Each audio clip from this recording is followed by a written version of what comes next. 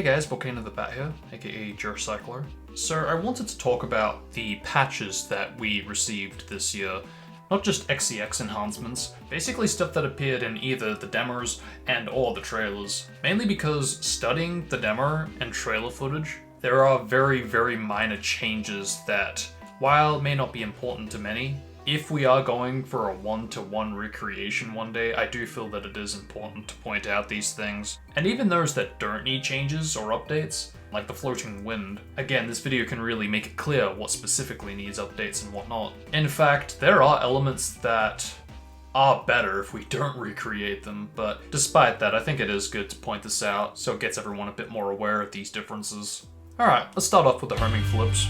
From the trailer footage to the E3 demo, to even the final to a degree, in the form of the Clear Gems homing attack, each homing recovery goes from the normal default homing recovery animation to the second homing recovery animation facing to the right, and finally for the third animation, recovering to the left. The restoration patch does recreate this perfectly. However, there is one or two details that are inaccurate to the restoration patch. The first detail, when you are recovering, whether it's the first, second, or third recovery animation, if you hit the ground in either the E3 demo build, or even the final for the homing attack using the Clear Gem, it will reset back to the first homing recovery animation. Compare this to the restoration patch, it just continues to play what it would have if you didn't hit the ground. Which recreates the trailer effect, but in terms of what the final and the E3 demo covers, it is slightly inaccurate. Perhaps we could get two patches to match both. The second detail, I think this one's probably best to explain using the retail build since it can be performed. But as we have established, the Clear Gems homing attack allows you to perform the E3 homing recovery flip animations. However, there are some brief moments where you can be using the A button homing attack, X for PS3, but still result in viewing some flip animations, and it won't matter if gems are selected. I say animations because it really depends which animation you stopped using the Clear Gem homing attack on. Now, to my knowledge, this only happens once. But yeah, after it's viewed, it never happens again. You have to go back to the Clear Gem and use that a time or two for the recovery. Then do an RT homing dash. Then you can use the A button homing attack, and then that will result in showing a flip animation. Now, since we don't even have the E3 demo to test this out, to see how this code would work in a build that does have the flips used outside of the Clear Gem homing attack, it's hard to predict how this would have looked. Potentially, instead of going from the first to the second to the third animation, perhaps since it only spikes out once, it just went backwards one, say from animation 3 to 2, or 2 to 1, or 1 to 3. You get the idea. Because the E3 demo does not possess gems, even trying to mod gems into the demo, it's quite possible that the Clear Gem wouldn't produce any noticeable differences, meaning the Clear Gem homing attack and normal homing attack would have both had homing flip animations for the recovery. Because currently with the patch, it just swaps around the Clear Gem's homing attack recovery with the normal homing attack's recovery. These inaccuracies are so minor and unnecessary to recreate that I don't expect these to be recreated or used for any kind of mods. If any were to be attempted to be recreated, I definitely could see the first detail being recreated, because that's definitely a lot more clear as to how that would have looked compared to detail 2. Again, this video is mainly to document the differences in case there are others out there that do want to know the differences. The differences that can sometimes be easily missed. Regardless, I'm actually quite happy with the way it is. It's a good way to keep what both retail and the tech demo had. Anyway, let's move on to the homing spam. I guess to anyone who has seen my homing spam evolution analysis video, you should pretty much know that it is identical to how E3 handled the homing spam, so I don't really need to talk about that. But basically, aside from the spam attack itself, it did have some slight code changes where you would be able to rotate during the recovery and you wouldn't be able to move until the half-second delay would expire. And all of which has been recreated, so yeah, let's move on. Snowboard movement. So yes, we finally have air control when we jump. And holy damn, it's amazing. This, of course, does include if you enter an air state, if you fall. Now, while this wasn't in any of the trailers or demos, I really do want to point out something. The only thing that I can see that needs improving here is when you rotate when on the ground. You can definitely tell that it is very... it could be better. Now do this while holding down the jump button. Notice his rotation is a lot more smooth looking, a bit more what you would expect to see when you aren't charging a jump. Yeah, honestly, that's gameplay-wise the only thing I can see that can be improved upon. The fact that both this code exists and it is used even in the final, I definitely believe this can be applied to when you're not charging a jump. But anyway, double-digit removal. Not much to say here, the E3 HUD removed it, everything else not so much. It's been recreated, and it really completes the E3 HUD that much more. TGS06 Menu. Even with the footage that we have received, it's still hard to tell because of all the background noise if there is any sound effects that were used for this menu. I would assume so, but I don't know, I mean it's 06. Swapping some demo sound files around with retail does produce some silent results, so yeah, leave it with me. I'll see if I can get more footage and hopefully get some answers. Although I don't expect much, I still haven't found an answer for the E3 demo's music storing in the loading screen, so yeah. Floating Wind. It's practically identical to how E3 behaved, so yeah, from what I'm seeing, there is no differences here. I don't believe Floating Wind was used for the Mark Speed section for the E3 demo. With that said, I do find it interesting that the final build doesn't have code for Mark Speed Sonic to interact with Floating Wind, despite having a specific animation for him to interact with Floating Wind. So, who knows, maybe E3 did actually have it and we have yet to see an interaction. Chaos Blast. I did this how long ago? A while? I'm glad that this is a lot faster. It's not a good feeling when your radius is the size of an acorn and you're not going anywhere anytime soon. Invulnerable or not, I don't care. It's a pace kill. It really is a pace kill. In fact, with this patch, it really is quite surprising that I prefer this patch over the Pure 6 Chaos Blast radius. Not saying that it's bad, it's just I do prefer the patch over Pure 6's current take on it. In any case, I'm really glad that this is getting more attention. I'm glad that my findings helped and assisted other modders to enhance my work and get it in a more functional state. It's still unknown, for one, if Chaos Blast was even enabled for the TGS06 demo, and if it was, if the radius was the size of a potato. One thing I do know is that Shadow was just easily overpowered. And even if it is for documenting purposes or not, I would definitely love to experiment more with the TGS06 equivalent of Shatter in the final, even if it is just for fun. Anyway, the unused title screen options. See, it's times like these where I really do wish we had a full review build working, because, you know, that definitely could answer some questions if even review builds had these options used. Because I can't help but wonder if the logo was supposed to play the same animation it does in the final when you press start.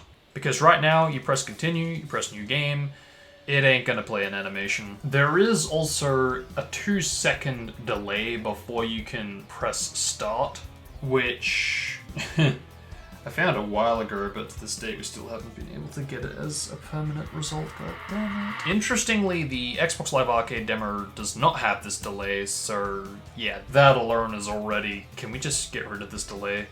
Because it kind of is a bit worse now, because since we do have more options, for some reason the delay does also apply to the now new added options. So yeah, as soon as you press start, it brings up new game and continue, and when you go to move, you do have to wait for this 2-second delay again.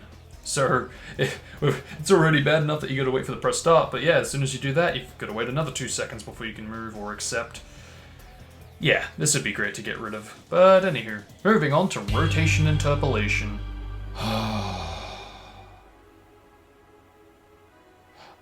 I don't think I can ever express how grateful I am for this one being restored, because I mean, how can you? This really was something I have wanted to see in the final since the very first time I played the Xbox Live Arcade demo, so this means an awful lot to see this finally in the final build. It fixes a lot more than I realized, and I knew that it would fix stuff that wasn't known. Or perhaps I should say was known, but it wasn't clear that rotation interpolation was the cause of these fixes, so seriously, Desko, thank you so much.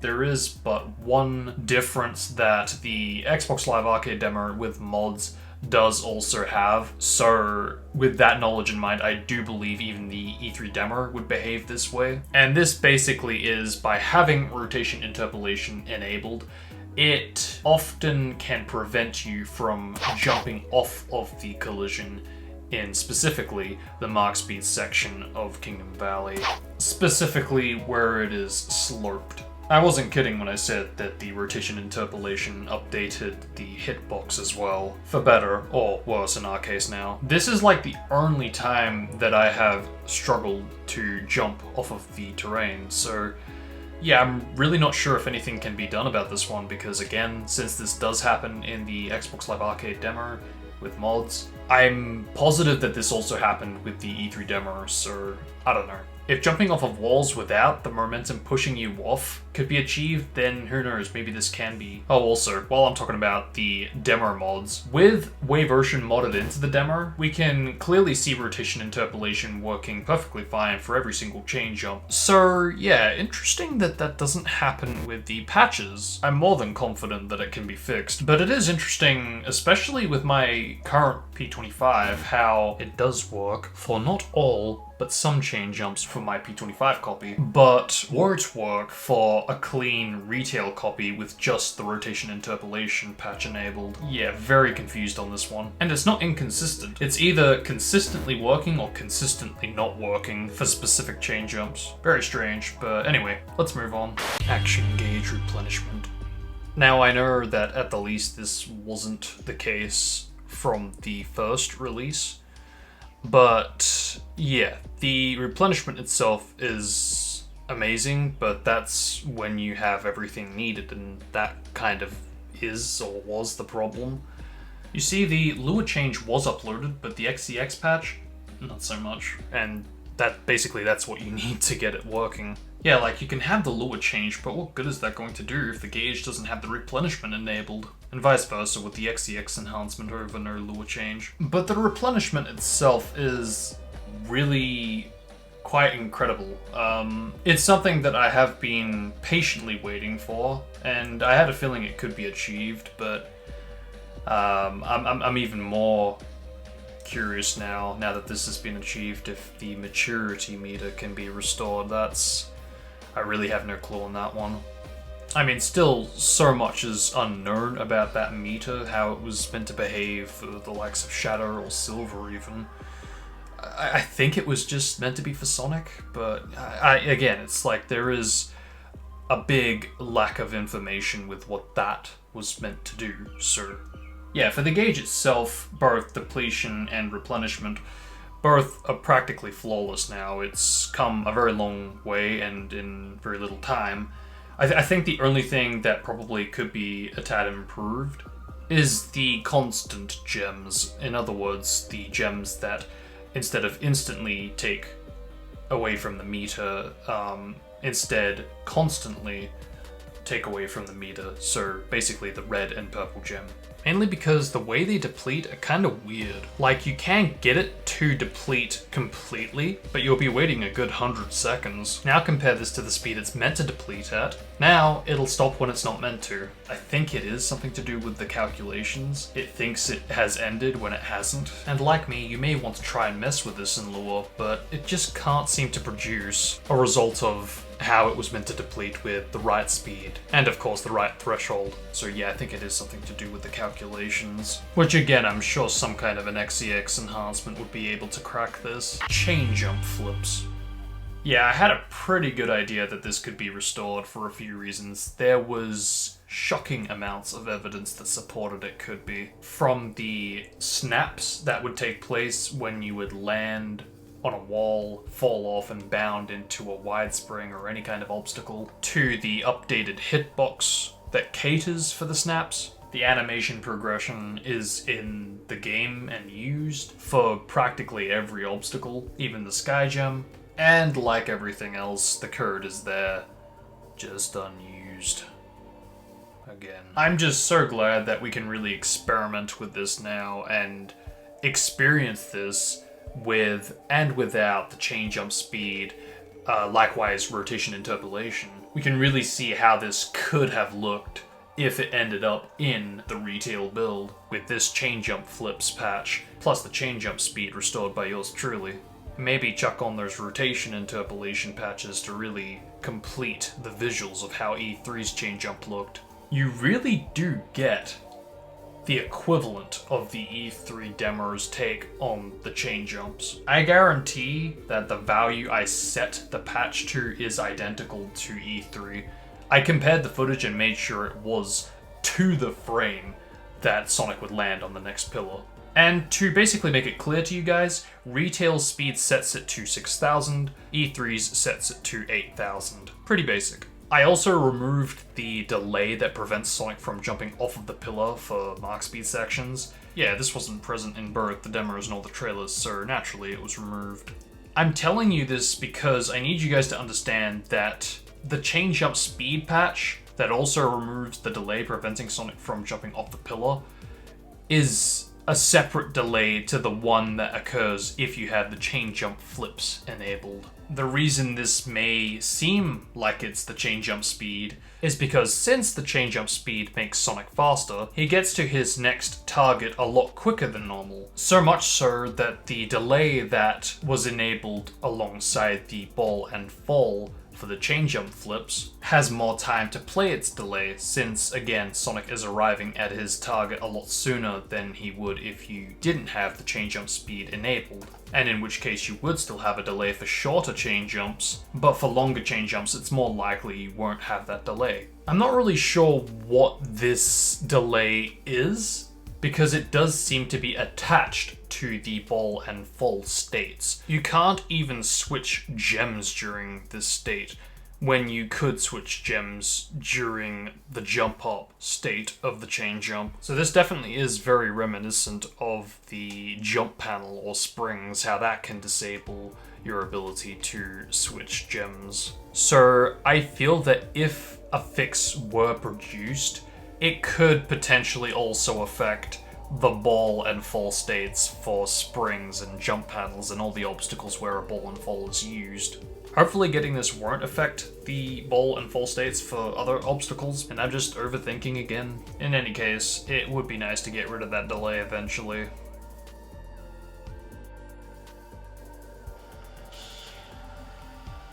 I just can't.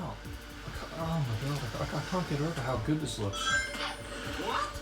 Because, you know, we've only seen this present in Kingdom Valley, and oh shit, I can only imagine how it would have looked if it were present for the other Mark speed sections, for all the other chain jumps. Ring explosions. Like how one of the patches enables you to immediately move when you recover, when you never could do this in previous builds. We have gone a step beyond E3 here also. And this is what I mean when I say that a lot of changes don't need to be recreated for times like now when we have gone beyond the demos or trailers. The one thing that I feared with this specific patch was recreating the explosion would mean enabling the really frustrating collision that it also came with in both the E3 demo and the Xbox Live Arcade demo and the TGS06 demo and the review builds. Holy shit, how many builds had this? Because I was imagining that the collision is what actually created the explosion, because if you think about it logically, it kind of does make sense, because the rings spawn a lot closer compared to the final. I was thinking that maybe the collision for the rings were touching each other, and because of this they were trying to separate, and by separating, this is what created that kind of explosion effect, because wow, thankfully we didn't need to recreate this collision to enable the explosion. The issue with having collision for rings is, well, we even see this in an E3 clip. Like, just look at this, Silver's like... Use! And again, stuff like this really doesn't need to be recreated. It's very unnecessary, and pointless since we have gone a step beyond E3 or any of the builds that had this. But again, for documenting purposes, it is good to point out these differences. But yeah, aside from the ring collision, the explosion itself is virtually identical, so yeah, honestly, that's really all I have to say. So with that, let's move on to the final patch of 2020, jumping off walls.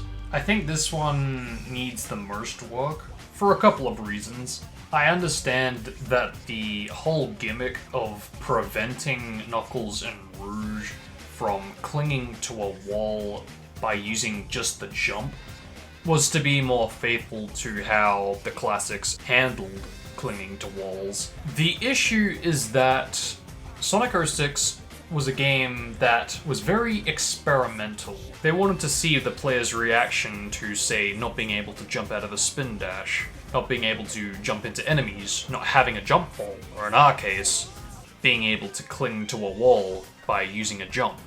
While jumping or gliding, you can cling to a wall by approaching it, and then you can climb. While jumping or gliding, jumping. And maybe it's because it's either muscle memory or nostalgia, or I'm just too used to it, but I do, more than often, approach a wall by jumping, rather gliding. Don't get me wrong, I definitely have glided many times into the walls, but at the same time, I like having the ability, being able to jump into it. So, I don't know, maybe there could be two patches, one to be more faithful to the classics, one to be just jumping off of walls. Honestly though, that's just detail 1. I think detail 2 is what needs the most work, at least in my opinion. You see, I covered this video a while ago, where basically you can actually view the legit code of how Knuckles and Rouge were meant to jump off the walls. And all you need to do is not glide at all, jump and cling onto a wall, and jump off of it. By doing this, you will see what originally was the code for jumping off of walls as Knuckles and Rouge. And quite interestingly, something related to this that I only just found a few weeks ago going into the character swaps for Rouge, if you do this same method of not gliding and instead just jump when you go on a sloped piece of collision, you'll have this kind of push off walls momentum physics thing. Gliding as Knuckles and Rouge disables any future states of having push physics, and that's basically what was going to be applied to jumping off of walls. But yeah, it's interesting how both characters have their push physics disabled with just gliding just once, and how there's not only affects jumping off walls, but even for sloped terrain. And I've painfully tried to show this in the character swap videos, but yeah, at least this video kind of makes that a little bit more clear.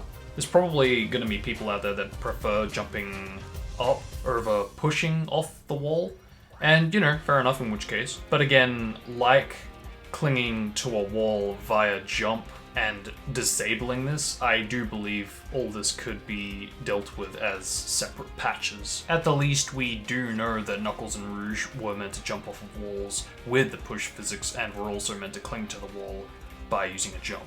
I certainly wouldn't mind seeing this as patches, and I certainly wouldn't mind seeing this in Pier 6 eventually, but anyway. It's amazing that even after this year, after everything that has been achieved, there is still so much that could be done. Personally, I'm still hanging out for the day we get a patch for Silver to be able to levitate with objects still held, because we see this in the trailers. He kinda has code like this in the final, in the form of teledashing with objects still held. And it's something I have wanted to always do as Silver from day one of playing as Silver. Even the review build states there is a truckload of stuff, which I am going to talk about when I cover the TGS explanation video, which definitely stay tuned for, and definitely expect a lot of information, as it won't just be TGS stuff that I'll be talking about. And before I go, I just want to give a personal thank you to everyone who has contributed to fixing Sonic 06. It's amazing what a community like this can achieve in just a year. Hell, even 2019, this community is definitely expanding, and I'm definitely looking forward to seeing what's in store for 2021. But with that brings us to the end of this video. So thank you guys for watching, hope you all enjoyed. And please do let me know, what's your favorite patches that we received? And let me know if there's a patch that you're really hanging out for next year. Till next time, have a happy and safe New Year's, and I'll see you all next time. Peace.